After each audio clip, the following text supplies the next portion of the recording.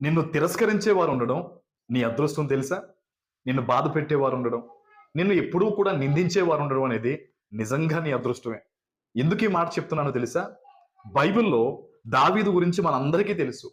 దావీదు తండ్రి వీడు కడసారివాడు అనేవాడు.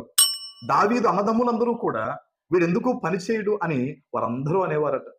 అటువంటి దావీదును దేవుడు ఎన్నుకుని గొర్రెలు కాచుకునే స్థితి నుంచి మహారాజుగా దేవుడు లేవనెత్తాడు. ఈరోజు బహుశా ఈ మాట వింటున్న నిన్ను కూడా ఎందుకు పనికిరావని, నీ వల్ల ఏ ఉపయోగం లేదని, నువ్వు జీవితంలో ఏది సాధించలేవని, నువ్వు అన్నీ కోల్పోయిన స్థితిలో ఉన్నావని రకరకాలుగా నిన్ను అంటూ ఉన్నారా? దేవుని సన్నిధిలో ఈ మాటలన్నీ చెప్పు. అయ్యా, నన్ను వీళ్ళు ఎలా అంటున్నారయ్యా, నాకు ఇలాంటి నిందలు ఎదురవుతున్నాయ్యా, నా జీవితాన్ని నీకు అప్పగిస్తున్నాను ప్రభు అని నువ్వు ఎప్పుడైతే ప్రార్థనలో పెడతావో వీటన్నిటిని ప్రభు చూస్తాడు కదా. ఒక ఉన్నతమైన స్థానంలో నిన్ను పెట్టి ఒకప్పుడు నిన్ను దూషించిన వారి చేతే వారి